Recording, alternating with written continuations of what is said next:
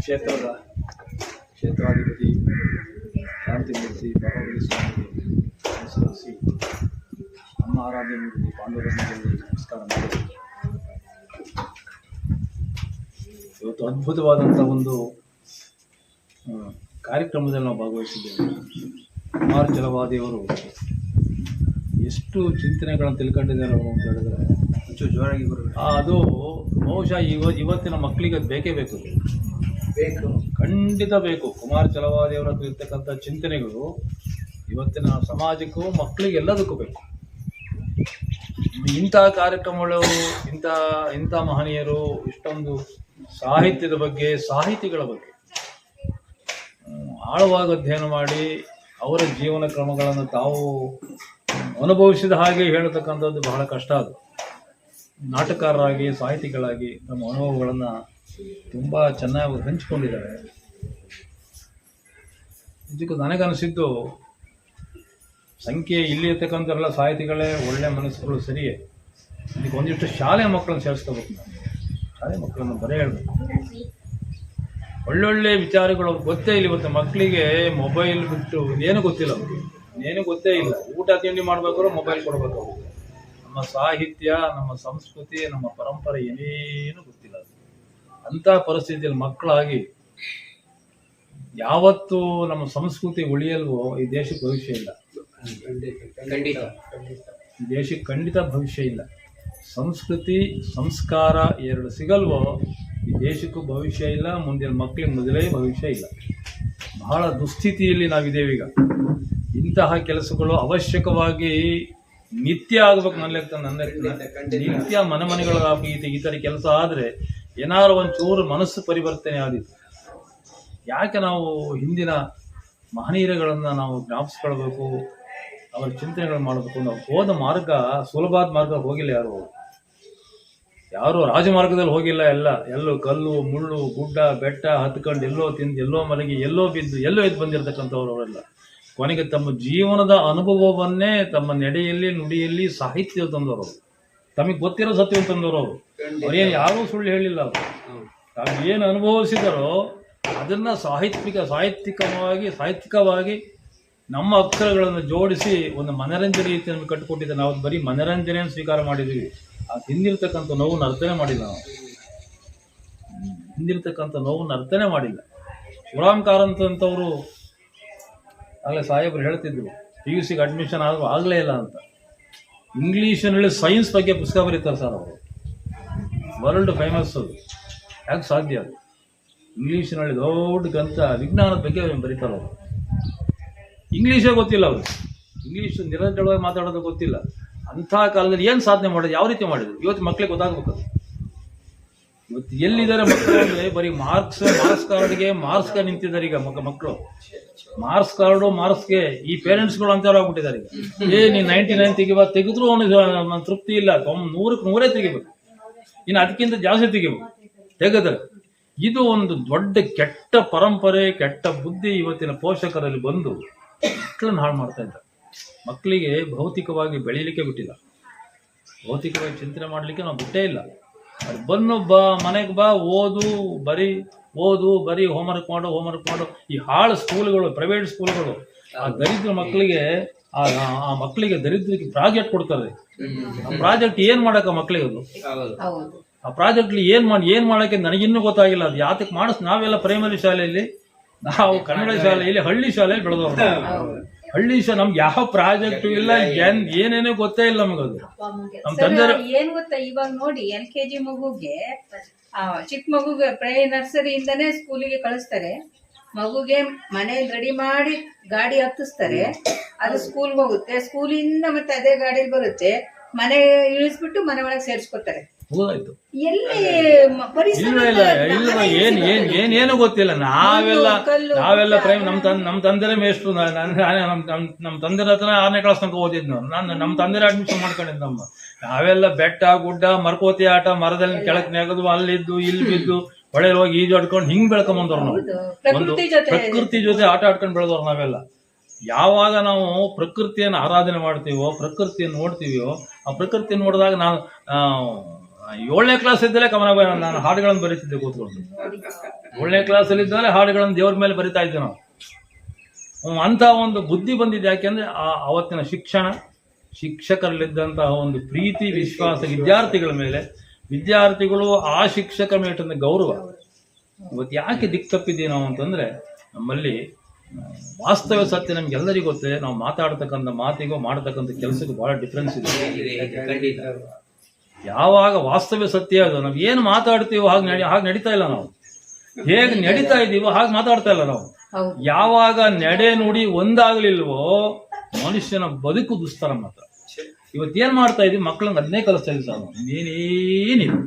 ನನಗೆ ನಾನು 5ನೇ ಕ್ಲಾಸ್ 6ನೇ ಕ್ಲಾಸ್ ಓದಿದ್ದು ಚಿಕ್ಕಮಗಳೂರು. ನಮ್ಮ ತಂದೆಯವರು ಟೀಚರ್ ಟ್ರೈನಿಂಗ್ ಹಾಕಿದ್ರು.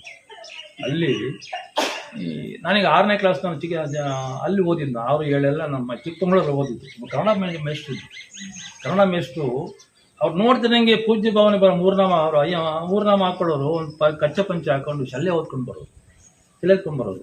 ನನಗೆ ಈ ಹಾಡು ಅನ್ನೋದು ಬಹಳ ಇಷ್ಟ ಆಗಿಲ್ಲ, ಬಹಳ ಇಷ್ಟ. ಅವರು ಆವಾಗ ನಮಗೆ ಕುಮಾರವ್ಯಾಸ ಭಾರತ ಇತ್ತು ಸರ್. ನಮಗೆ 5ನೇ ಕ್ಲಾಸ್ಗೆ 6ನೇ ಕ್ಲಾಸ್ ಕುಮಾರವ್ಯಾಸ ಭಾರತ ಇತ್ತು. ಕುಮಾರವ್ಯಾಸನ ಗಮಕಗಳ ಪದ್ಯಗಳು ಕೊಟ್ಟಿದ್ರು ನಮಗೆ. ಅದರಲ್ಲೂ ಇದು ಸಭಾಪರ್ವ, ಅದನ್ನ ರಾಗವಾಗಿ ಹೇಳೋರು ಅವರು. ಇನ ತನು ಜನ ಕೂಡ ಮೈದುನ ತನದ ಸರಸವನೆಸಗಿ,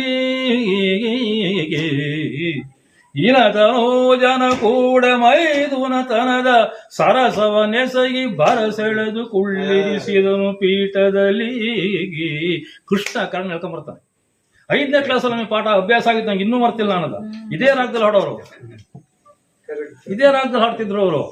ನಮಗೆ ಅವರು ಅದನ್ನ ನಮ್ಗೆಲ್ಲ ಏನೋ ಇದನ್ನ ವಾಕ್ಯ ಬರ್ಕೊಂಡ್ಬಿದ್ದಕ್ಕೆ ತಾತ್ಪರ್ಯ ಬರ್ಕೊಂಡ್ಬಿಡಿ ನಮ್ಗೆ ಬರ್ಸೋದು.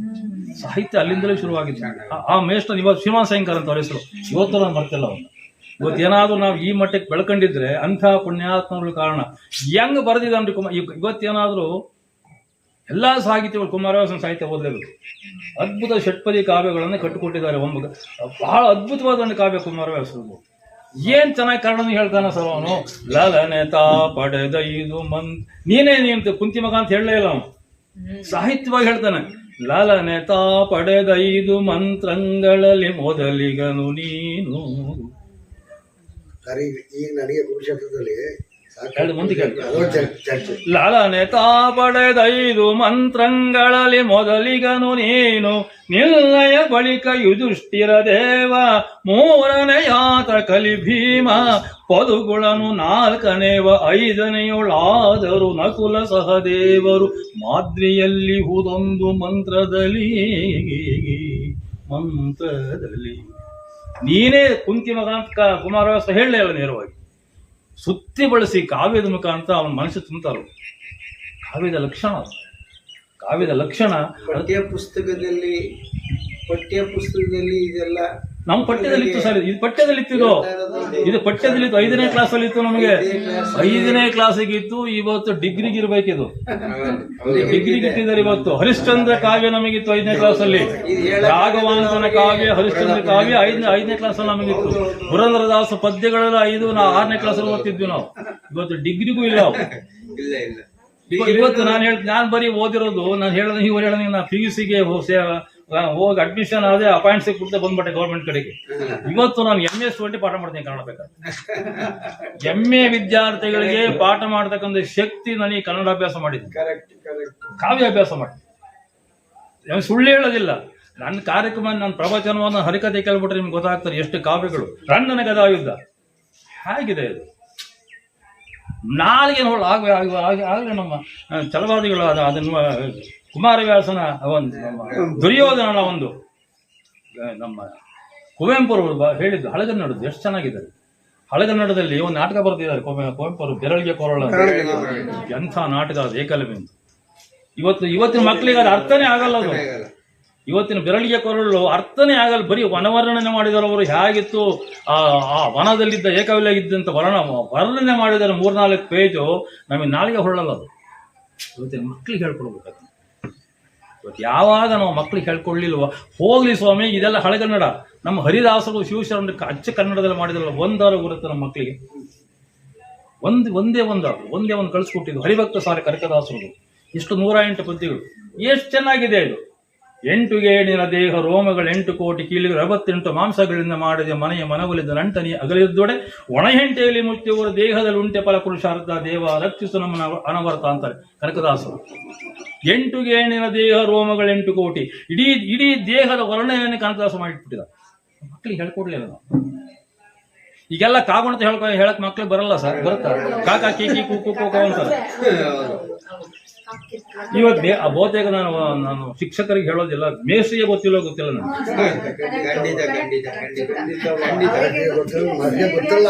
ಅದು ನನಗೆ. ನಾವೆಲ್ಲ ಕಾಕ್ತಲು ಕೊಟ್ಟು ಕಾ ಅಂತ ಬರೋದವ್ರು, ನಾವು ಕಾಕ್ತಲು ಕೊಟ್ಟು ಕಾಕಿಡಿ ಕಾ ಅಂತ ಬರೋದವ್ರು. ಇದ್ಯಾವುದು ಬೇಡ. ಕನಕದಾಸರು ಒಂದೇ ಒಂದು ಹಾಡಿದ 24 ನುಡಿಯಿರ್ತಕ್ಕಂಥ ಕನಕದಾಸರು ಹಾಡಿದೆ, ಅದೊಂದು ಅಭ್ಯಾಸ ಮಾಡಿಸ್ ಮಕ್ಕಳಿಗೆ. ಕನ್ನಡ ನಲಿತದೆ, ಬಾಯಲ್ಲಿ ಕಾಗುಣಿತ ಕುಣಿತದೆ. ಎಷ್ಟು ಚೆನ್ನಾಗಿದೆ ನೋಡ್ರಿ ಇದು. ಈಶ ನಿನ್ನ ಚರಣ ಭಜನೆ ಆಸೆಯಿಂದ ಮಾಡುವ ದೋಷ ರಾಶಿ ನಾಶ ಮಾಡೋ ಶ್ರೀಶಿಕೇಶವ. ಎಷ್ಟು ಶಕಾರ ಬಳಸಿದರು. ಅದು ಒಂದು ಸಾಲಲ್ಲಿ ಶಂಕ್ಷ ಷಟ್ಶ ಸಕಾರ ಮೂರು ಸಾಲು ಬಳಸ್ಕೊಂಡಿದ್ದಾವೆ. ಹೆಂಗ್ ಬಳಸಿದ್ರು ಅದನ್ನ ಮಕ್ಕಳಿಗೆ ಹೇಳ್ಕೊಡ. ಇಲ್ಲ ಶಾಲೆಯಲ್ಲಿ ಆಗ ಇದು ಹೇಳಿದ್ರೆ ನೀವು ಸೆಕ್ಯುಲರ್ ಅಂತಾರ, ನೀವು ಒಂದು ಧರ್ಮಕ್ಕೆ ಬಂದಿದ್ದೀರಿ. ನೀವು ಯಾವ ಧರ್ಮವೂ ಇಲ್ಲ. ಕಲೆಗೆ ಸಾಹಿತ್ಯಕ್ಕೆ ಯಾವ ಧರ್ಮ ಜಾತಿ ಕುಲ ಏನೇನೂ ಇಲ್ಲ. ಈ ಹಾಳು ರಾಜಕೀಯದವರು ಮಾಡಿರೋ ಕೆಲಸ ಇದು. ಇದನ್ನ ಜಾತಿ ಪಟ್ಟಿ ಕಟ್ತಾರೆ, ಅವ್ರು ಸೃಷ್ಟಿ ಮಾಡಿರೋ ಕೆಲಸ ಇದು. ಯಾವ ಕಲೆಗೆ ಯಾವ ಜಾತಿ ಇದೆ ಸರ್? ಯಾವುದೂ ಇಲ್ಲ. ಅಕ್ಷರಕ್ಕೆ ಯಾವ ಜಾತಿ ಇದೆ? ಏನಿದೆ? ಬರೀ ನಾನು ಸುಮಾರು 4,000 ಶಾಲೆಯಲ್ಲಿ 4,000 ಶಾಲೆಯ ಉತ್ತರ ಕರ್ನಾಟಕದಲ್ಲಿ ಮಾರಲ್ ಎಜುಕೇಶನ್ ಮಾಡಿದ್ದೀನಿ ಮಕ್ಕಳಿಗೆ. 4,000 ಶಾಲೆ 2 ವರ್ಷಗಳ ಕಾಲ ತಿರುಗಿದೆ. ನಾವು ನಂಗೆ ದುಡ್ಡಿಲ್ಲ, ಕಾಸಿಲ್ಲ, ಏನಿಲ್ಲ. ಬೆಳಿಗ್ಗೆ 2 ಶಾಲೆ, ಸಾಯಂಕಾಲ 2 ಶಾಲೆ. ಮಧ್ಯಾಹ್ನ ಬಿಸಿ ಊಟ ಮಾಡೋದು, ರಾತ್ರಿ ಬಿಸಿ ಊಟ ಅದನ್ನೇ ಕಟ್ಸ್ಕೊಂಡಾಗ ಒಂದು ಜಗಲ ಮೇಲೆ ಮಲಿಕೊಳ್ಳೋದು, ಹಾರನ್ನ ಇಟ್ಕೊಂಡು. 4 ವರ್ಷಗಳ ಕಾಲ ತಿರುಗಿದೆ ನಾನು. ನಮ್ಮ ಸ್ನೇಹಿತ ಇನ್ನೊಬ್ಬರು ಕೇಶವ ಶಿವಮೊಗ್ಗ, ನಾವಿಬ್ಬರೇ. ಅದು ನಮಗೆ ಹುಚ್ಚೋದು. ಮಕ್ಕಳಿಗೆ ನಾನು ಹೇಳ್ಬೇಕಂದ್ರೆ ಹೋಗಿ ಅಂತ. ನಾವು ಕಲ್ತಿರೋದು ಮಕ್ಕಳಿಗೆ ಹೇಳ್ಬೇಕು. ಜೊತೆಗೆ ಏನಾಗುತ್ತೆ, ನಮಗೂ ಅಭ್ಯಾಸ ಆಗುತ್ತಲ್ಲ. ನಮಗೆ ಅಭ್ಯಾಸ ಆಗುತ್ತೆ ಮೊದಲು, ಮಕ್ಕಳಿಗೆ ಆಮೇಲೆ ಹೇಳ್ಕೊಡ್ತೀವಿ ಅಂತೇಳಿ 4,000 ಶಾಲೆ ತಿರುಗಿದ್ವಿ ನಾವು. ನನ್ನ ಒಂದೇ ಒಂದು ಪ್ರಶ್ನೆ ಎಲ್ಲ ಮಕ್ಕಳಿಗೆ, ಅಕ್ಷರ ಅಂದ್ರೆ ಏನು? ಅಕ್ಷರ ಕಲಿತಾರ, ಪಕ್ಷ ಅಂದ್ರೆ ಏನು ಅಲ್ವಾ? ಒಬ್ಬ ಮೇಸ್ಟ್ ಹೇಳಲಿಲ್ಲ ಉತ್ತರ ಕರ್ನಾಟಕದಲ್ಲಿ, ಒಬ್ಬ ಉಪಾಧ್ಯಾಯ ಹೇಳಲಿಲ್ಲ ಮಾತನ್ನ. ಅಕ್ಷರ ನಾಶವಾಗದೆ ಇರತಕ್ಕಂಥದ್ದು ಅದು ಶಾಶ್ವತ ಸ್ಥಿರ. ಇಲ್ಲವೇ ಇಲ್ಲ, ಉತ್ತರನೇ ಇಲ್ಲ ಮೇಡಮ್. ಇಡೀ 4,000 ಶಾಲೆಯಲ್ಲಿ ಉತ್ತರ ಇಲ್ಲ. ಮನೆಗೆ ಉತ್ತರ ಸಿಕ್ಕಿದ್ರೆ ನಮ್ಮ ಚಂದ್ರಾಪುರ ಗೌರ್ಮೆಂಟ್ ಸ್ಕೂಲಲ್ಲಿ ಒಂದು ಹುಡುಗಿ ಎದ್ದು ಹೇಳ್ತದೆ, ಅಕ್ಷರ ಅಂತ ನಾಶ ಇಲ್ಲದ್ದು ಸಾರ. ಎಲ್ಲಿ ನಾವು ಮಕ್ಕಳ ಆ ಬುದ್ಧಿಮತ್ತೆಯನ್ನು ತಗೊಂಡು ಎಲ್ಲಿ ಇಟ್ಟಿದ್ವಿ ನಾವು ಅಂತಂದ್ರೆ, ಇವತ್ತು ಏನಿದ್ರು ಅದೇ ಹೇಳಿಲ್ವೇ, ಮಾರ್ಕ್ಸು, ಡಾಕ್ಟ್ರು, ಇಂಜಿನಿಯರ್, ದೇಶಕ್ಕೆ ಒಳ್ಳೆ ಹೊಡೆಯೋದಂಗೆ, ದುಡ್ಡು ಕೊಳ್ಳೆ ಹೊಡೆಯೋದಂಗೆ. ಯಾರು ಹೇಳಿದ್ರಲ್ಲ ಮೇಷ್ಟ್ರು, 50,000 ಕೊಟ್ಟು ಬಳಕೆ ಬಂದು ಸಲೀಸಾಗಿ ಅಂತೇಳಿ. ಏನೇನು ಕಾಯಿಲೆ ಇಲ್ದಿದ್ರೆ ಕಾಯಿಲೆಯನ್ನು ಸೃಷ್ಟಿ ಮಾಡಿ ಮನುಷ್ಯನ ಹಾಳು ಮಾಡತಕ್ಕಂಥದ್ದು. ಮಾನಸಿಕ ನೆಮ್ಮದಿ ಇರೋದಿಲ್ಲ. ಹಾಗಾಗಿ ಎಲ್ಲ ಸಾಹಿತ್ಯಗಳು ಎಲ್ಲವೂ ಬೇಕು. ಗುಂಡಪ್ಪನವರು ಏನು ಓದೋರಲ್ಲ, ಅವ್ರು SLC ಫೇಲ್. ಮಂಕುತಿಮ್ಮನ ಕಗ್ಗ, ಕನ್ನಡದ ಭಗವದ್ಗೀತೆ, 8 ಬದುಕು ಜಟಗ ಬಂಡಿ ವಿಧಿಯದರ ಸಾಯವ ಹೊರಟಿಯುವುದ ಪಯಣ ಮದುವೆಗೆ ಮಸನಕ ಮಂಕುತಿಮ್ಮ ಅಂತಾರೆ. ಎಷ್ಟು ತಾತ್ವಿಕ ಚಿಂತನೆ. ಅವ್ರು ಮಾಡ್ತಿದ್ದ ಕೆಲಸ ಪೇಂಟ್ ಮಾಡೋರ ಗಾಡಿಗಳಿಗೆ, ಕುದುರೆ ಗಾಡಿ ಬಣ್ಣ ಹೊಡೆದ ಬರೆದವರ ಕೆಲಸ. ಮುಳುಬಾಗಲಲ್ಲಿ ವಾಸ ಇದ್ದವರು, ಮುಳುಬಾಗಲಲ್ಲಿ ಇದ್ದವ್ರು. ಅವ್ರಿಗೆ ಗೊತ್ತೇ ಇಲ್ಲ. ಕೊನೆಗೆ ಮೈಸೂರು ಸೆನೆಟಿಂಗ್ ಮೆಂಬರ್ ಆದ್ರು. ಅವರು ಹೇಗೆ ಸಾಧ್ಯ? ಅವರು ಮೈಸೂರು ವಿಶ್ವವಿದ್ಯಾಲಯ ಸೆನೆಟ್ ಮೆಂಬರ್ ಆಗಿದ್ರು. ಕೊನೆಗೆ ಅವರು ಇದೇನೋ ಅಕ್ಷರ ನಮ್ಗೆ ಸ್ಥಾನಮಾನ ತಂದುಕೊಡೋದಿಲ್ಲ. ಒಳಗಿರತಕ್ಕಂಥ ಮನಸ್ಸು ಶುದ್ಧ ಆಗಬೇಕು, ಬುದ್ಧಿ ಬೆಳಿಬೇಕು. ಬುದ್ಧಿಮತ್ತೆಗೆ ನಾವು ಕೆಲಸ ಕೊಟ್ಟಾಗ, ಸಣ್ಣ ಪ್ರಶ್ನೆ ನೋಡಿ ಮಕ್ಕಳಿಗೆ, ಸಣ್ಣ ಮಕ್ಕಳಿಗೆ ಕೇಳ್ತೀವಿ, ಟಿವಿ ಮಧ್ಯೆ ಏನಿದೆ ಅಂತ ಪ್ರಶ್ನೆ. ಟಿವಿ ಮಧ್ಯೆ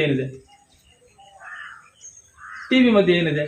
ಸುಮ್ಮನೆ ನಾವು ಶಾಲೆ ಕೇಳ್ತಿದ್ದು ಮಕ್ಕಳನ್ನ ಸರ್, ಯು ಇದೆ. ಮಕ್ಕಳಿಗೆ ಗೊತ್ತಾಗಲ್ಲ, ಸಡನ್ ಆಗೋದು. ಹುಡುಕ್ತ ಟಿವಿ ಮಧ್ಯೆ ಸ್ಕ್ರೀನ್ ಇದೆ ಸರ್, ಅದಿದೆ ಸರ್, ಇದೆ ಸರ್ ಅಂತ. ಟಿವಿ ಮಧ್ಯೆ ಇವನೇ ಇರೋದಿಲ್ಲ, ಬೇರೆ ಇನ್ನೇನು ಇಲ್ವೇ ಇಲ್ಲ. ಅದು ಅಕ್ಷರ ಗೊತ್ತಾಗತ್ತೆ ಮಕ್ಕಳಿಗೆ. ಶಂಕರಾಚಾರ್ಯರು ಒಂದು ಅಕ್ಷರ ಮಾಲಿಕ ಸ್ತೋತ್ರ ಮಾಡಿದ್ದಾರೆ ಸರ್. ಅದ್ಭುತ ವಿಗ್ರಹ ಅಮರಾಧೀಶ್ವರ ಅಗಣಿತ ಗುಣಗಣ ಸಾಂಬ ಶಿವ. ಅಕಾರದಿಂದ ಕ್ಷಕಾರದವರೆಗೂ ಮಾಡಿದ್ದಾರೆ ಶಂಕರ ಭಗವತ್ಪಾದ. ಅಕಾರದಿಂದ ಶಕಾರದವರೆಗೂ ಒಂದು ಸ್ತೋತ್ರ ಇದೆ, ಅಕ್ಷರ ಮಾಲಿಕ ಸ್ತೋತ್ರ. ಮಕ್ಕಳಿಗೆ ಕಲಿಸ್ಬೇಕು ನಾವು ಅದನ್ನ.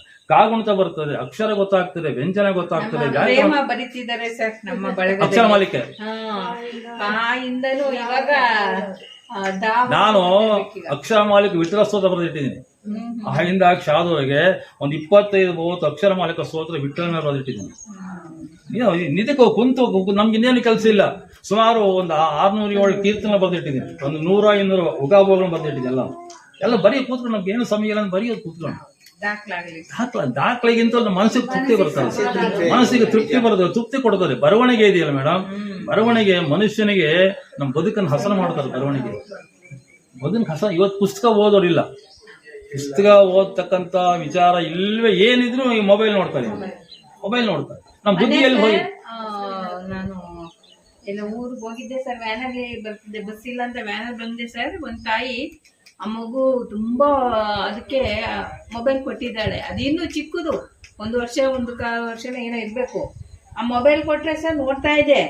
ಅದು ನಾವು ಅವಳಿಗೆ ಫೋನ್ ಬಂದ್ರೆ ಅದನ್ನ ಇಟ್ಕೊಂಡು ಕಿತ್ತಾನಂಗ್ ಕಿಚ್ಚುತ್ತೆ. ಮತ್ತೆ ಕೈ ಕೊಟ್ರೆ ಸುಮ್ಮನಾಗುತ್ತೆ. ಮತ್ತೆ ಅವಳು ಹೇಳ್ತಾ ಇದ್ದಾಳೆ, ಯಾಕಮ್ಮ ಹಿಂಗ್ ಕಿರ್ಸ್ತಾ ಇದೆ ಈ ಮಗು, ಕಣ್ಣಲ್ಲಿ ನೀರು, 2 ಕಣ್ಣಲ್ಲಿ ನೀರು ಬರ್ತಾ ಇದೆ ಮಗುಗೆ. ತೋರ್ಸಕ್ ಹೋಗಿದ್ದೆ ಮೇಡಮ್ ಅವರೇ ಹಾಸನಕ್ಕೆ, ಮೊಬೈಲ್ ನೋಡಿ ಹಿಂಗಾಗಿದೆ ಡಾಕ್ಟ್ರು ಒರೆಸ್ತಾ ಇದ್ದಾಳೆ, ಕಣ್ಣೀರು ಒರೆಸ್ತಾ ಇದ್ದಾಳೆ ಸರ್ ಮಗುದು. ತಿರ್ಗಾ ಮೊಬೈಲ್ ಕೊಡ್ತಾಳೆ ಸರ್, ಏನ್ ಹೇಳೋಣ ಸರ್. ಇಲ್ಲ ಬಾರಿ. ಹಾಗಾಗಿ ನಾವು ಇದು ನಮ್ಮ ಪ್ರೇಮ ಇವ್ರು ಮಾಡ್ತಿರ್ತಕ್ಕಂಥ ಕೆಲಸ ಇದೆಯಲ್ಲ, ಅದ್ಭುತವಾದ ಕೆಲಸ ಮೇಡಮ್. ಜನ ಅಲ್ಲ ಅದ್ಭುತವಾದ ಒಂದು ಕಾರ್ಯನ ಹಮ್ಮಿಕೊಂಡಿದ್ದಾರೆ. ನೀವು ಅದ್ಭುತವಾದ ಕೆಲಸ ಮಾತ್ರ ಇದು. 2 ಜನ ಬರಲಿ, 1 ಜನ ಬರಲಿ, 3 ಜನ ಬರಲಿ, ಯಾರೇ ಬರಲಿ, ಇದೊಂದು ಒಳ್ಳೆಯ ಒಂದು ಅಕ್ಷರ ಕಲಿಕೆ ಕೆಲಸ, ಇದು ಸಾಹಿತ್ಯ ಕಲಿಕೆ ಕೆಲಸ. ಇರ್ತಕ್ಕಂಥ 51 ಅಕ್ಷರ 50 ಅಕ್ಷರದಲ್ಲೇ ನಾವು ಎಲ್ಲಾ ಮಾತು ಬೈಯೋದು. ನಾವು ಇದರಲ್ಲೇ ಸಾಹಿತ್ಯ ರಚನೆ ಆಗಿರೋದಿಲ್ಲೇ, ಗ್ರಂಥಗಳಾಗಿರೋದು ಇಲ್ಲೇ, ಕಾನೂನು ರಚನೆ ಆಗಿರೋದು ಈ ಅಕ್ಷರದಲ್ಲೇ. ಇದು ಬಿಟ್ಟು ಬೇರೆ ಅಕ್ಷರಗಳಿದೆ, ಬೇರೆ ಏನಾದ್ರು ಏನೇನು ಇಲ್ಲ. ಅದೇ ಅಕ್ಷರಗಳಲ್ಲಿ ಎಲ್ಲ ಸಾಹಿತ್ಯ ರಚನೆ ಆಗಿದೆ. ಓದೋದು, ಬರೆಯೋದು ಎಲ್ಲ ಅದರಲ್ಲೇ ಇದೆ. ವ್ಯವಹಾರಗಳೆಲ್ಲ ಅದರಲ್ಲಿದೆ.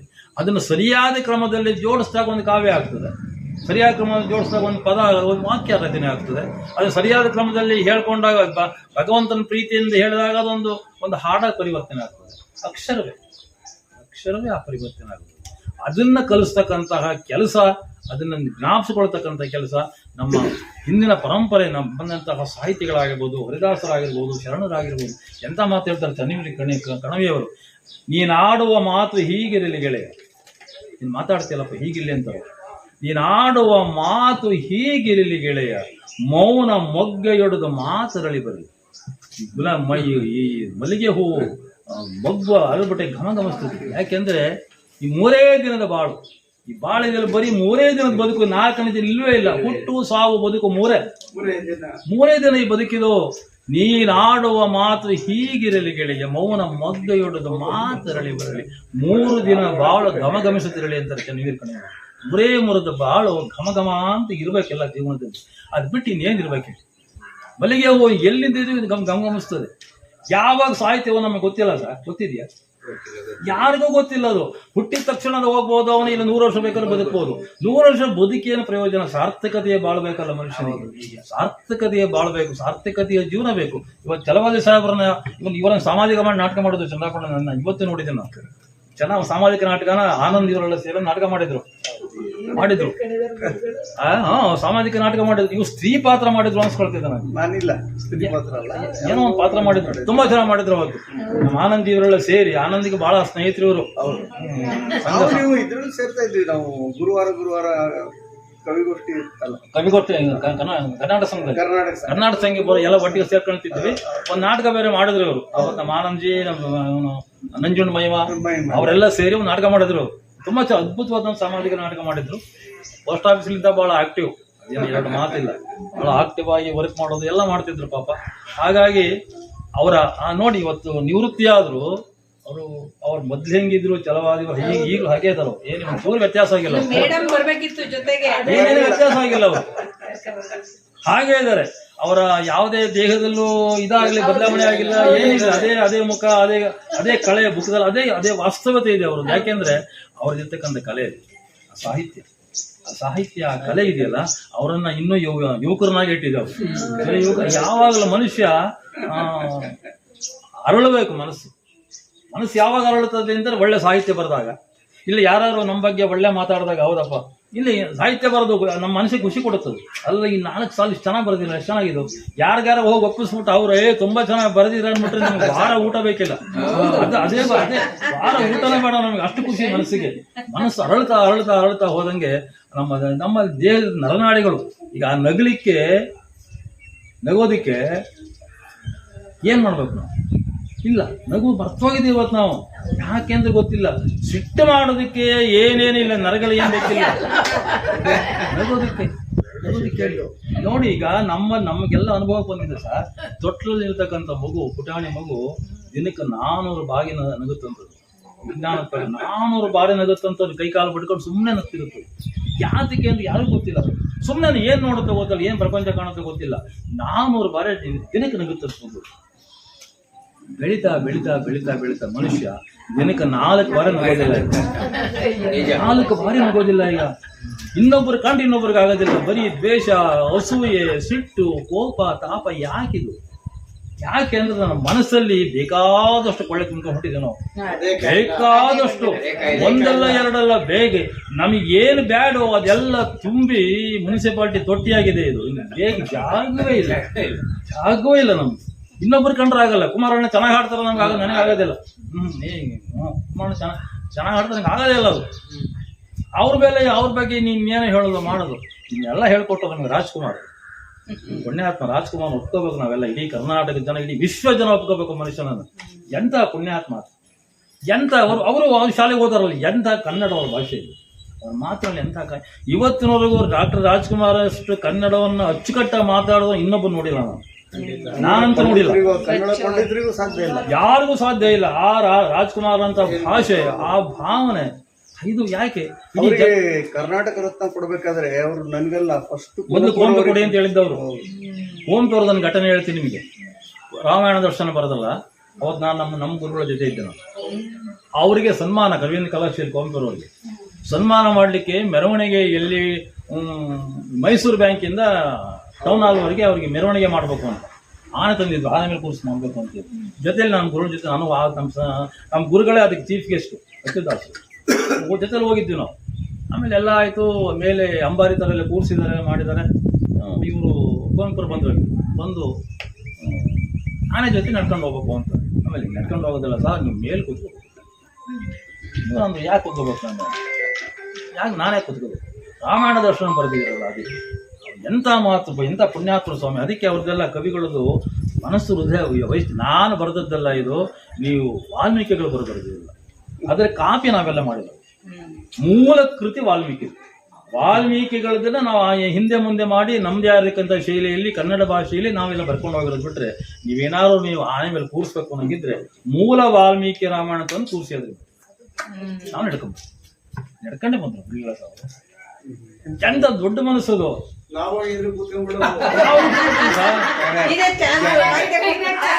ಕೂತ್ಕೊಂಡ್ಬಿಡ್ತಿದ್ದು ನಾವು ಹೋಗಿದ್ರೆ. ಅವ್ರು ಇದೇ ಮಾತು ಹೇಳಿ ವಾಲ್ಮೀಕಿ ರಾಮಾಯಣ ಲೈಬ್ರರಿಯನ್ನು ತರಿಸಿ ಅದ್ರ ಮೇಲೆ ಇಟ್ಟು ನಡ್ಕೊಂಡು ಬಂದ್ರು ಎಲ್ಲ. ಅವತ್ತು ಆ ಸಮಾರಂಭದಲ್ಲಿ ನಾನು ಭಾಗಿಯಾಗಿದ್ದೇನೆ. ಇವತ್ತು ನನಗೆ ಕಂಡಿದ್ದಂಗಿದೆ. ಹೌದು, ಅದನ್ನೇ ನನಗೆ ನಮ್ಮ ಗುರುಗಳಾಗಿ ನನ್ನ ಜೊತೆ ಇಟ್ಕೊಂಡಿದ್ದು ಅಂದ್ರೆ ಅವ್ರಿಗೆ ಯಾವಾಗ ನೀರು ಕೊಡಕ್ಕೆ ಅವ್ರು ನೀರು ಬಗ್ಸ್ಕೊಡ್ಬೇಕು ಒಟ್ಟಿಗೆ. ಅದಕ್ಕೆ ಅಚ್ಚುದಾಸರಿಗೆ ಇದು ನಾನು ಕಣ್ಣಲ್ಲಿ ನೋಡಿದ ನನಗೆ. ಹಾಗಾಗಿ ಅದಕ್ಕೆ ಇನ್ನೊಬ್ರು ಒಂದು ಮಾತಾಡ್ತಾರೆ, ಅನ್ನದಾತುರಕ್ಕಿಂತ ಚಿನ್ನದಾತುರ ತೀಕ್ಷ್ಣ, ಚಿನ್ನದಾತುರಕ್ಕಿಂತ ಹೆಣ್ಣು ಗಂಡರು, ಮನ್ನಣೆಯ ದಾಹವುದು ಎಲ್ಲವನ್ನು ತಿನ್ನುವುದು ಮುಂಕುತಿ ಮಾಡ. ಮನ್ನಣೆ ದಾಹ ಇದೆಯಲ್ಲ, ನನಗೆಲ್ಲ ಗೌರವಿಸ್ಬೇಕು, ನನಗೆ ಮಾಡಬೇಕು, ನನಗೆ ಮಾತಾಡಿಸ್ಬೇಕು, ಇದು ಮಾಡಬೇಕು ಅನ್ನೋ ಆ ಸ್ಥಾನಮಾನದ ಅಧಿಕಾರದ ಗೌರವ, ಸ್ಥಾನಮಾನದ ಗೌರವ ಎಲ್ಲದಕ್ಕೂ ತೀಕ್ಷ್ಣತಮ ಮಂಕುತಿಮ್ಮ, ಎಲ್ಲದಕ್ಕಿಂತಲೂ ಮಹಾ ಶಾರ್ಪ್ ಆಗಿರ್ತಕ್ಕಂಥದ್ದು. ಅದು ಕಿತ್ತೋಗ್ಬೇಕು ಮನಸ್ಸಿನಿಂದ. ಕಿತ್ತೋಗೋ ತನಕ ನಮ್ಮಲ್ಲಿ ಹೃದಯ ವೈಶಾಲ್ಯತೆ ಖಂಡಿತ ಬೆಳೆಯೋದಿಲ್ಲ. ಅದನ್ನೇ ಪುರಂದರದಾಸರು ಮುಸುರೆ ತೊಳೆಯಬೇಕು ಅಂತ. ಕನ್ನಡ ಸಾಹಿತ್ಯ ಹೇಗಿದ್ದಾರೆ, 4,75,000 ಕೃತಿಗಳನ್ನ 42 ವರ್ಷ ಬರೆದ್ರು. ಹೇಗೆ ಬರೆದ್ರು? ನಾವು ಓದೇ ಇಲ್ಲ. ನಮ್ಮ ಮಕ್ಳಿಗೆ ಪುರಂದರದಾಸರೇ ಗೊತ್ತಿಲ್ಲ. ಈಗ ಈ ನಮ್ಮ ದೇವಸ್ಥಾನಕ್ಕೆ ಬಂದ್ರೆ 2 ವಿಗ್ರಹಗಳ ಪಕ್ಕದಲ್ಲಿ ನಿಲ್ಸಿದ್ವಿ ಸರ್. ಕನಕದಾಸರು, ಪುರಂದರದಾಸರನ್ನ ಉದ್ದೇಶಪೂರ್ವಕ ನಿಲ್ಸಿದ್ದೆ ನಾನು ಎರಡನ್ನು. ಈ ನಮ್ಮ ಮಕ್ಳಿಗೆ ಗೊತ್ತಾಗಬೇಕು ಅಂತ ಬಂದು ಕೇಳ್ತಾರೆ, ಸ್ವಾಮಿ ಈ ವಿಗ್ರಹ ಯಾವುದು, ಈ ವಿಗ್ರಹ ಯಾವುದು? ದೊಡ್ಡವರಿಗೆ ಗೊತ್ತಿಲ್ಲ, ಪುರಂದರದಾಸರು ಕನಕದಾಸರಿಗೆ ಗೊತ್ತಿಲ್ಲ. ಅವ್ರು ಏನ್ ಮಾಡಿದಾರೆ ಗೊತ್ತಿಲ್ಲ. 4,75,000 ಕೃತಿ ಕನ್ನಡ ಸಾಹಿತ್ಯ ಕೊಟ್ಟ ದೊಡ್ಡ ಕೊಡುಗೆ ಪುರಂದರದಾಸರು. ಕನಕದಾಸರೊಬ್ಬರು 1,00,000 ಕೃತಿಗಳನ್ನು ಬರೆದಿದ್ದಾರೆ. ನಮ್ಮ ಮಕ್ಕಳಿಗೆ ಎಲ್ಲಿ ಹೊರಟುಬಿಟ್ಟಿದೆ. ಗೊತ್ತೇ ಇಲ್ವಲ್ಲ. ಬಸವಣ್ಣನ ವಚನ ಗೊತ್ತಿ, ಎಷ್ಟು ಜನ ಶರಣರು ಅಂತಲೇ ಗೊತ್ತಿಲ್ಲ ನಮಗೆ. ಎಷ್ಟು ಜನ ಶರಣರು ನಮ್ಮಲ್ಲಿದ್ದಾರೆ, ಎಂತೆಂತ ನುಡಿದರೆ ಮುತ್ತಿನ ಹಾರದಂಗಿರಬೇಕು ಅಂತ ಬಸವಣ್ಣನವರು ಅಲ್ವಾ. ನುಡಿದರೆ ಮುತ್ತಿನ ಹಾರದಂತಿರಬೇಕು, ನುಡಿದರೆ ಸ್ಫಟಿಕದ ಶಲಾಕೆ ಅಂತಿರಬೇಕು, ನುಡಿದರೆ ಮಾಣಿಕ್ಯದ ದಿಟ್ಟಿ ಅಂತಿರಬೇಕು, ನುಡಿದರೆ ಲಿಂಗ ಮೆಚ್ಚಿ ಅಹೋದು ಅಹೋದು ಎನ್ನಬೇಕು. ಪರಮಾತ್ಮ ಮೆಚ್ಚಬೇಕು. ನಮ್ಮ ಎಲ್ಲಿದ್ದಾನೆ ದೇವರಾಗ ನಮ್ಮೊಳಗೆ ಇದ್ದಾನಪ್ಪ, ಹೊರಗಡೆ ಎಲ್ಲ ಒಳಗೆ ಇದ್ದಾನ. ಅವನ ಮೆಚ್ಚಬೇಕು ನಮಗೆ. ಈಗ ಬದುಕನ್ನ ರೂಪಿಸ್ಕೊಟ್ಟಿದ್ದಾರೆ. ಇನ್ನೇನು ಯಾವ ದೇವ್ರ ಪೂಜೆ ಮಾಡಬೇಡಪ್ಪ, ಏನೇನು ಮಾಡು. ಬಸವಣ್ಣವ್ರು ಎಂತ ಸೂತ್ರ ಹೇಳಿದ್ದಾರೆ, 7 ಸೂತ್ರ: ಕಳಬೇಡ, ಕೊಲಬೇಡ, ಹುಸಿ. ಇದ್ರಲ್ಲಿ ಯಾವ್ದಾರು ಒಂದು ಪಾಲನೆ ಮಾಡೋ ಸಾಕು ಮನುಷ್ಯ, ನೀವು ಜನ್ಮ ಉದ್ಧಾರ. ಕಳ್ತನ ಮಾಡಬೇಡ, ಸುಳ್ಳು ಹೇಳ್ಬೇಡ, ಮೋಸ ಮಾಡ, ಇಷ್ಟು ಮನುಷ್ಯ ಮಾಡ್ತಾನೆ. ಒಂದಲ್ಲ ಒಂದಿಷ್ಟು ಇಷ್ಟು ಮೋಸ ಮಾಡೇ ಮಾಡ್ತಾನೆ. ಸಾಹಿತ್ಯ ಇರೋದೇ ಇದನ್ನ ನಿಯಂತ್ರಣ ಮಾಡಲಿಕ್ಕೆ. ಸಾಹಿತ್ಯ ಇದನ್ನ ನಿಯಂತ್ರಣ ಮಾಡೋಕ್ಕಿರೋದು. ಆ ಸಾಹಿತ್ಯಗಳನ್ನ ಅಭ್ಯಾಸ ಮಾಡಿ ನಿಯಂತ್ರಣ ಆಗುತ್ತೆ ಸರ್ ನಮ್ಮ ಹತ್ರ. ನಾಟಕ, ಹರಿಕಥೆಗಳು, ಪ್ರವಚನಗಳು, ಸಂಗೀತ ಇವೆಲ್ಲ ಏನಂದ್ರೆ ಇಂತಹ ತತ್ವಗಳನ್ನು ತೋರಿಸ್ಲಿಕ್ಕೆ ಬಂದದ್ದು. ಇವೆಲ್ಲ ನಮ್ಮ ಜೀವನದಲ್ಲಿ ಅಳವಡಿಕೆ ಆಗಲಿ ಅಂತೇಳಿ. ಅದ್ಯಾವುದು ನಮ್ಮಲ್ಲಿ ದೂರ ಆಗ್ತಾ ಇದೆ ಈಗ. ಇದಂತೂ ನಿಜ. ಬಹಳ ಒಳ್ಳೆಯ ಅದ್ಭುತವಾದಂತಹ ಸಂಖ್ಯೆ ಎಷ್ಟಿದ್ದಾರೆ ಅಂತಲ್ಲ ಸರ್, ಸಂಖ್ಯೆ. ವಿದೇಶಗಳಲ್ಲಿ 50 ಜನ ಸೇರಿ ದೊಡ್ಡ ಸಭೆ ಅಂತ 50 ಜನ ಸೇರಿಬಿಟ್ರೆ ದೊಡ್ಡ ಮಹಾಸಭೆ ಅಂತದು. 2 ಜನ 3 ಜನ ಸೇರಿ ಮೀಟಿಂಗ್ ಕಾರ್ಯಕ್ರಮ ಮಾಡೋದಲ್ಲಿ ಲಕ್ಷಾಂತರ ಜನ ಸೇರೋದಿಲ್ಲ. ಲಕ್ಷಾಂತರ ಸೇರೋದೇ ನಮ್ಮ ದೇಶದಲ್ಲಿ ಮಾತ್ರ. ವಿದೇಶಗಳು ಇಲ್ಲವೇ ಇಲ್ಲ. 100 ಜನ ಸೇರಿಬಿಟ್ರೆ ದೊಡ್ಡ ಸಭೆ ಅದು. ಪೊಲೀಸರೊಳಗೆ ಬರ್ತಾರಂತ 3 ಜನ ಸೇರಿಬಿಟ್ರು. ಇಲ್ಲಿ ಆ ಥರ ಏನು ಪರಿಸ್ಥಿತಿ ಇಲ್ಲ. ಆದರೂ ನಮಗೆ ಒಂದು ಅದ್ಭುತವಾದಂಥ ಇವತ್ತು ನನಗೆ ಬಹಳ ಖುಷಿ ಕೊಟ್ಟ ದಿನ ಈಗ. ಯಾಕೆಂದ್ರೆ ಚಲವಾದಿ ಅವರದ್ದು ಏನು ತಿಳ್ಕೊಂಡಿದ್ದಾರೆ ಸರ್ ಸಾಹಿತ್ಯದ ಬಗ್ಗೆ, ಸಾಹಿತಿಗಳ ಬಗ್ಗೆ. ಅಯ್ಯೋ ಹಬ್ಬ ಹುಡುಗಾಟ ಬೇಕು ಸರ್. ಅದು ತುಂಬಾ ಚೆನ್ನಾಗಿ ಸಾಹಿತಿಗಳನ್ನು ಅಧ್ಯಯನ ಮಾಡಿದ್ರೆ ನೀವು. ಸಾಹಿತ್ಯಗಳನ್ನ ಅಧ್ಯಯನ ಮಾಡಿದ್ರೆ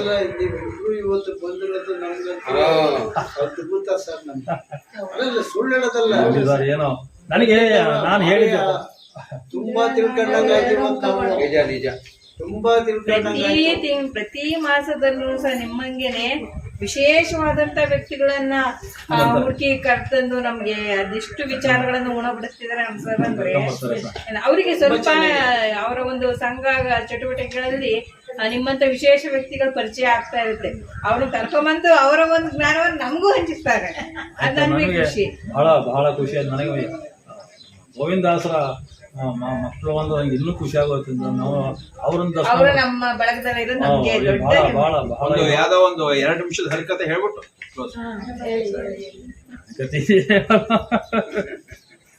ಮಾತೆ ಹರಿಕತೆ ಆಗಿದೆ ಸರ್. ಇನ್ನೆಂತದ್ದು ತುಂಬಾನೇ ಸರ್, ತುಂಬಾ ಚೆನ್ನಾಗಿದೆ ಸರ್. ಹೌದು, ನಿಶ್ಚಲ ತತ್ವ ಜೀವನ್ಮುಕ್ತಿ ಶಂಕರಾಚಾರ್ಯ ಅದನ್ನೇ ಹೇಳಿದ್ರು. ಏನು ಸಿಗೋದಿಲ್ಲ. ಭಜ ಗೋವಿಂದಂ ಭಜ ಗೋವಿಂದಂ ಗೋವಿಂದಂ ಭಜೆ ಗೋವಿಂದಂ ಭಜ ಮೂಢಮತೆ. ಅಪ್ಪ ನೀನು ಏನ್ ಮಾಡೋದು ಸಿಗಲ್ವೋ, ನೀನು ಒಳ್ಳೆಯವ್ರಿಗೆ ಒಳ್ಳೆಯವ್ರ ಸಹವಾಸ ಮಾಡೋದು. ಭಗವಂತನ ಸೇವೆ ಅಂತಂದ್ರೆ ಒಳ್ಳೆಯವ್ರ ಸಹವಾಸ ಮಾಡೋದೇ ಭಗವಂತನ ಸೇವೆ. ಈ ನಾಮ ಹಾಕೊಂಡು, ವಿಭೂತಿ ಹಾಕೊಂಡು, ಜನ್ಮರ ಹಾಕೊಂಡು, ಲಿಂಗಕಾಯ ಏನೇನು ಅಲಂಕಾರ ಮಾಡ್ಕೊಂಡು ಕ್ಷಣಕ್ಕೆ ದೇವ್ರು ನಮ್ಮ ಹತ್ರ ಖಂಡಿತ ಕೊಡೋದು. ಮನಶುದ್ಧಿ ಇಲ್ಲದವೇ ಮಂತ್ರದಿ ಫಲವೇನು ಅಂತ ಪುರಂದರದಾಸರು. ಮನಶುದ್ಧಿ ಇಲ್ಲದವೇ ಮಂತ್ರದಿ ಫಲವೇನು, ತನುಶುದ್ಧಿ ಇಲ್ಲದವೇ ತೀರ್ಥದಿ ಫಲವೇನು ಅಂತ. ತೀರ್ಥ ಕೊಡೋದು ಏನ್ ಪ್ರಯೋಜನ? ಅದು ಈ ಮನಸ್ಸು ಸರಿ ಇಲ್ಲ, ಬುದ್ಧಿ ಸರಿ ಇಲ್ಲ. ಹೇಗೆ ಅಂದ್ರೆ ಮಿಂದು ಫಲವೇನು ಮೀನು ಮೊಸಳೆಗಳಂತೆ ಅಂತ ಸಾಹಿತ್ಯ ಇದೆ. ಮಿಂದು ಫಲವೇನು ಮೀನು ಮೊಸಳೆಗಳಂತೆ, ನಿಂದು ಫಲವೇನು ಶೀಶ ಇಲ್ಲದೆ ಕಾಗೆಯಂತೆ. ಹೊರಗೆ ಮಿಂದು ಒಳಗೆ ಮೀಯದವರ ಕಂಡು ಬೆರಗಾಗಿ ನೋಡಿ ನಗುತ್ತಲಿರುವ ಪುರಂದರ ವಿಠಲ. ಹೊರಗೆ ಸ್ನಾನ ಮಾಡಿ ಒಳಗೆ ಸ್ನಾನ ಮಾಡದೆ ಹೋಗ್ಬಿಟ್ರೆ ಮನಸ್ಸಿನ ಮೈಲಿಗೆಯನ್ನು ಕಳೆದೆ ಹೋದ್ರೆ, ಕಾಮ, ಕ್ರೋಧ, ಲೋಭ ಏನೇ ಇರುತ್ತೋ ದುಷ್ಟ ವೃತ್ತಿಗಳನ್ನು ನೀನು ಕಳೆದೆ ಹೋದ್ರೆ ಎಷ್ಟು ಸ್ನಾನ ಮಾಡಿ ಏನು ಪ್ರಯೋಜನ? ಅಂತಂದ್ರೆ ಒಳ್ಳೆ ಬಟ್ಟೆ ಹಾಕಿ ಏನು ಪ್ರಯೋಜನ? ಏನು ಅಲಂಕಾರ ಮಾಡಿ ಏನು ಪ್ರಯೋಜನ? ಒಳಗಡೆ ಇಲ್ವಲ್ಲಪ್ಪ ನಿನ್ನಲ್ಲಿ. ತನುವೇ ಶುದ್ಧಿ ಇಲ್ಲ. ತನು ಶುದ್ಧಿ ಇಲ್ಲದವರಿಗೆ ಮಂತ್ರದ ಫಲವೇ. ಎಷ್ಟು ಕಪೆ ಒಟ ಅದ್ ಮಾಡೋದು ಏನು ತಪ್ಪು? ಕಪೆನ ಮಂತ್ರ ಹೇಳ್ತಾರಪ್ಪ, ನಾವು ಮಂತ್ರ ಹೇಳ್ತೀವಿ. ಪ್ರಯೋಜನ ಅದ್ರ ಅಂತರಾತ್ಮವೂ ನಮಗೆ ಗೊತ್ತಿಲ್ಲ ಸರ್, ಅದ್ರ ಅರ್ಥವೂ ಗೊತ್ತಿಲ್ಲ. ಅದು ಅರ್ಥವಾಗಿ ಸುಮ್ಮನೆ ಕಾಲ 1 ಗಂಟೆ 2 ಗಂಟೆ ಕಾಲಹರಣ ಮಾಡಿ ಅಂತ ಬಂದ್ಬಿಡ್ತೀರಿ. ಏನು ಪ್ರಯೋಜನ ಇಲ್ಲ. ಹಾಗಾಗಿ ನಾವು ಸಜ್ಜನರ ಸಹವಾಸ ಮಾಡಿ ಒಳ್ಳೆಯದನ್ನು ಮಾತಾಡಬೇಕು, ಒಳ್ಳೆಯದನ್ನು ಕೇಳಬೇಕು, ಒಳ್ಳೆಯದನ್ನು ನೋಡಬೇಕು. ಆಗ ಮನಸ್ಸು ಚೆನ್ನಾಗಿರ್ತದೆ, ಆರೋಗ್ಯವೂ ಚೆನ್ನಾಗಿರ್ತದೆ. ಡಾಕ್ಟರ್ ಹತ್ರ ಹೋಗ್ತಕ್ಕಂಥ ಪ್ರಮೇಯವೇ ಇಲ್ಲ, ನಮಗೆ ಬರೋದೇ ಸಾಧ್ಯವೇ ಇಲ್ಲ. ಈ ಪುಣೆ ವಿಜ್ಞಾನ ಸಂಸ್ಥೆ ಒಂದು ಒಳ್ಳೆ ರಿಸರ್ಚ್ ಮಾಡಿದೆ ಸರ್. ನೀವು ದಿನಕ್ಕೆ 10 ಬಾರಿ ವಿಠಲ ವಿಠಲ ವಿಠಲ ಅಂತ ಹೇಳಿದ್ರೆ ಹಾರ್ಟ್ ಅಟ್ಯಾಕ್ ಆಗೋದು. ವಿಠಲ ಜೈ ಜೈ ವಿಠಲ, ಜೈ ಹರಿ ವಿಠಲ, ಜೈ ಜೈ ವಿಠಲ, ಜೈ ಹರಿ ವಿಠಲ ಅಂತ ಹೇಳ್ತಿದ್ರೆ ಆ ಟಟಕಾಗೋದು. ಠಕಾರ ಒತ್ತುತ್ತೆ ನೋಡಿ ಹಾರ್ಟಿಗೆ, ಠಕಾರ ಒತ್ತದ ನಮಗೆ ಬರೀ ವಿಠಲ ಅಂತ ಹೇಳಿ ಸಹ ಹೃದಯಕ್ಕೂ ಅದು ಹೊಡೆಯುತ್ತದೆ. ಯಾವಾಗ ಹೃದಯಕ್ಕೆ ಯಾವಾಗ ಹೊಡಿತದೋ ಪಂಪ್ ಸರಿಯಾಗಿ ಆಗುತ್ತೆ, ರಕ್ತದ ಪಂಪ್ ಆಗ್ತದೆ. ಪಂಪ್ ಆಗಿದಾಗ ಇದೇ ಮೂಲತಾನೆ ಸೀದಾ ಮೆದುಳು ಕಳಿಸಿ ಮೆದುಳಿನ ಇಡೀ ದೇಹಕ್ಕೆಲ್ಲ 72,000 ನರನಾಡಿಗೂ ಕಳಿಸ್ಕೊಡ್ತಾರೆ. ಮನುಷ್ಯನ ಜೀವನದಲ್ಲಿ 72,000 ನರನಾಡಿ. ಆ 7 ಕೂಡಿ ಅದು 9, ಅದು ಭಗವಂತನ ಸಂಖ್ಯೆ.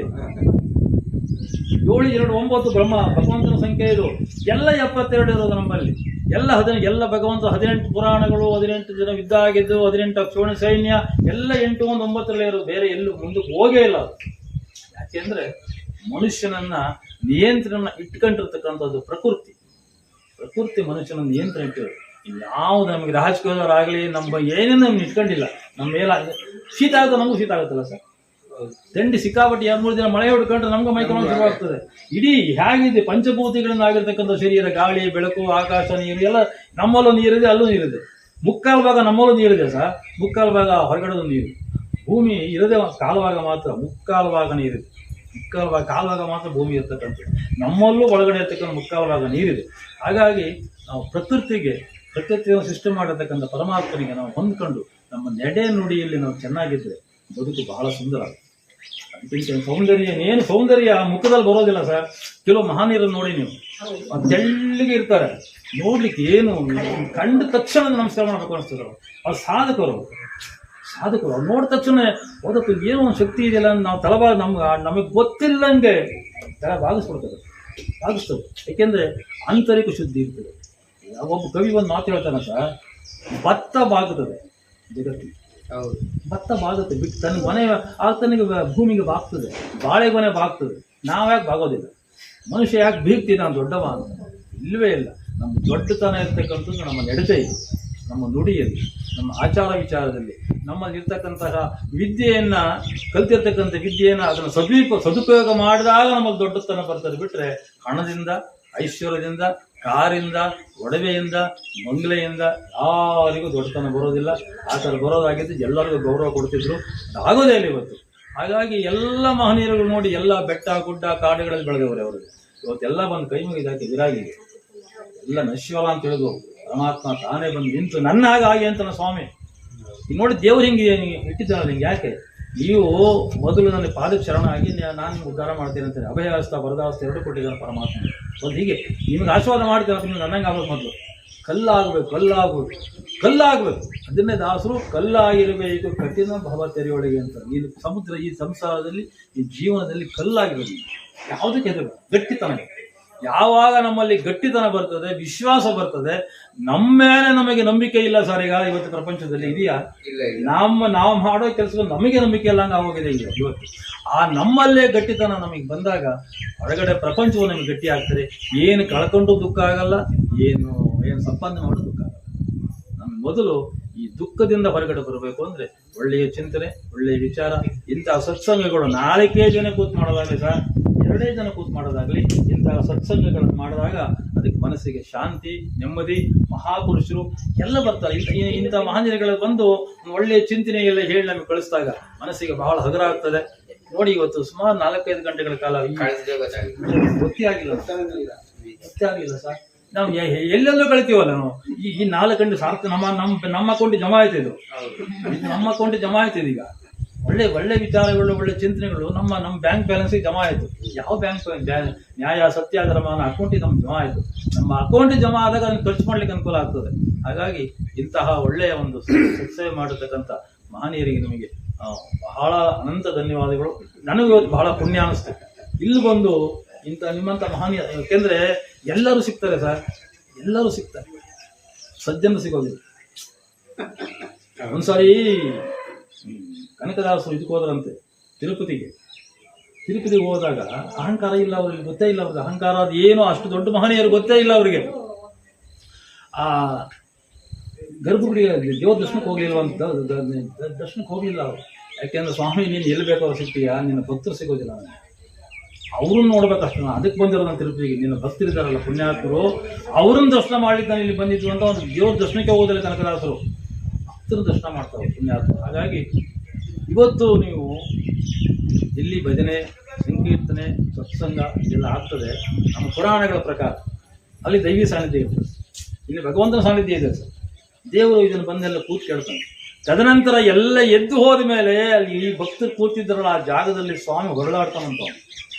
ಅವರ ಪಾದದೋಳು ನನ್ನ ಮೈಗೆ ಅಂಟಬೇಕು, ನನಗೆ ನಾನು ಪುನೀತನಾಗ್ತೇನೆ. ಅದು ಭಗವಂತನ ಒಂದು ಭಕ್ತರ ಮೇಲೆ ಇಟ್ಟಿರ್ತಕ್ಕಂತಹ ಪ್ರೀತಿ. ಅದು ನಾವು ಯಾವ ದೇವರು ಬೇಕಾದ್ರೂ ಪೂಜೆ ಮಾಡಿ. ದೇವರಲ್ಲಿ ನಾವು ಆಕಾರ ಬೇರೆ ಬೇರೆ, ಭಗವಂತ ಒಬ್ಬನ ಶಕ್ತಿ ಒಂದೇ. ಶಕ್ತಿ ಒಂದು ದೇವರು ಅಂತಕ್ಕ ದೇವರು ಒಂದು ದೇವ ಅಂದ್ರೆ ಬೆಳಕು ಅಂತ, ಜೀವ ಅಂದ್ರೆ ಬೆಳಕು. ಅಲ್ಲಿಂದ ಉತ್ಪತ್ತಾಗುತ್ತೆ ಬೆಳಕು. ಯಾರಿಗೆ ಬೇಡ ಬೆಳಕು? ಕಳ್ಳನಿಗೂ ಬೇಕು, ಸುಳ್ಳುನಿಗೂ ಬೇಕು, ಕೊಲೆಗಾರನಿಗೂ ಬೇಕು, ಸರಿ ಎಲ್ಲರಿಗೂ ಬೆಳಕು ಬೇಕದು. ಆ ಬೆಳಕು ಅಂತಕ್ಕಂಥ ದೊಡ್ಡ ಶಕ್ತಿ ಅದು ಎಲ್ಲರಿಗೂ ಬೇಕಾಗ್ತದೆ. ಅಂತಹ ಅದನ್ನ ದೇವರು ಅಂತ ಕರೆದಿದ್ದಾರೆ. ಬಿಟ್ಟರೆ ದೇವರು ಯಾವ ಆಕಾರವೇ ಇಲ್ಲ ಪರಮಾತ್ಮನಿಗೆ. ನಿರಾಕಾರವಾಗಿರ್ತಕ್ಕಂಥ ಸ್ವಾಮಿ ಎಲ್ಲೆಡೆ ಎಲ್ಲ ಕಡೆ ವ್ಯಾಪಿಸಿದ್ದಾನೆ. ನಾವು ಮಾಡ್ತಕ್ಕಂಥ ಪ್ರತಿಯೊಂದು ಕೆಲಸ ಕಾರ್ಯಗಳನ್ನು ಗಮನಿಸ್ತಾನೆ ದೇವರು. ಹಾಗಾಗಿ ನಾವು ದೇವರು ನೋಡ್ತಾನೆ. ಅದನ್ನೆಲ್ಲ ಬಾಳೆಹಣ್ಣಿನ ಕಥೆ ಹೇಳಿದ್ವಿ. ಬಾಳೆಹಣ್ಣಿನ ಕಥೆ ಎಲ್ಲ ಕಡೆ ಇದೆ, ಎಲ್ಲ ಇದ್ದಾನೆ ದೇವರು. ಎಲ್ಲ ಎಲ್ಲಿಲ್ಲ ಆ ಜಾಗ ತೋರಿಸು ನನಗೆ, ನಾ ಬಾಳೆಹಣ್ಣು ತಿಂತೀನಿ ಅಂತ ವ್ಯಾಸತೀರ್ಥರು ಹೇಳ್ತಾನೆ. ಇವತ್ತು ಕಳ್ಳರು, ರಾಜಕೀಯದವರು ಇದು ಸಮಾಜದ ಆಸ್ತಿ ಅಂತ ಗೊತ್ತಾದ್ರೆ ಪಡೆಯಲ್ಲ, ಅವರು ತಿಂತಾರೆ ಅಯೋಗ್ಯರು. ಇದು ಸಮಾಜದ್ದು ಜನರದು ಅಂತ ಗೊತ್ತಾಗಿ ಕನಕದಾಸರ ತತ್ವ ಒಂದು ಜೀವನದಲ್ಲಿ ರಾಜಕೀಯದವರು ಅಳವಡಿಸ್ಕೊಂಡ್ಬಿಟ್ರೆ ಇಷ್ಟು ನಷ್ಟಗಳಾಗೋದಿಲ್ಲ. ನುಂಗ್ತೀರಿ. ಅದಕ್ಕೆ ನಮ್ಮ ಗುರುಗಳು ಹೇಳ್ತಿದ್ರು, ನುಂಗ್ತೀರಿ ರಾಜಕೀಯದವರು, ಸ್ವಲ್ಪ ಕಮ್ಮಿ ನುಂಗಿ ನೀವು, ಸ್ವಲ್ಪ ಕಮ್ಮಿ ನುಂಗಿ. ಕನಕದಾಸರು ನುಂಗ್ಲೇ ಇಲ್ಲ ಅವರು, ನೀವು ಸ್ವಲ್ಪ ಕಮ್ಮಿ ನುಂಗ್ತೀರಿ. ದೇಶದ ಎಲ್ಲಾನು ನುಂಗಿದಿರಿ ನೀವು, ಸ್ವಲ್ಪ ಕಮ್ಮಿ ನುಂಗಿ ಅಷ್ಟು.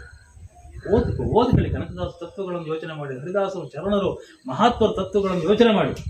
ಆವಾಗ ನಿಮ್ಗೆ ಕೈ ಕಪ್ಪಾಗೋದು ಕಮ್ಮಿ ಆಗುತ್ತೆ. ತಪ್ಪಾಗೋದಿಲ್ಲ ಅಂತಲ್ಲ, ಮನುಷ್ಯ ಸಹಜ ಗುಣ ಸರ್. ಅದು ನಮಗೆ ಗೊತ್ತಿಲ್ಲ ಎಷ್ಟು ತಪ್ಪಾಗ್ತದೆ ನಮ್ಮ ಕೈ, ಸಹಜ ಗುಣ ಅದು. ಆ ತಪ್ಪನ್ನು ಸರಿ ಮಾಡ್ಕೊಳ್ತಕ್ಕಂಥವ್ರೆ ಈ ಜಗತ್ತಿನ ದೊಡ್ಡ ವ್ಯಕ್ತಿ. ಇದು ರಾಮಕೃಷ್ಣ ಪರಮಹಂಸ ಹೇಳಿರೋ ಮಾತಿದೆ. ಜಗತ್ತಿನಲ್ಲಿ ದೊಡ್ಡ ವ್ಯಕ್ತಿ ಯಾರಂದ್ರೆ ತಾನು ಮಾಡಿದ ತಪ್ಪನ್ನು ಅರ್ಥ ಮಾಡಿ ಒಪ್ಕೊಳ್ತಾನಲ್ಲ, ಅವನಂತ ದೊಡ್ಡ ವ್ಯಕ್ತಿ ಜಗತ್ತಲ್ಲಿ ಬೇರೆ, ಅವನೇ ಮಹಾನ್ ವ್ಯಕ್ತಿ ಅಂತ ಹೇಳ್ತಾರೆ.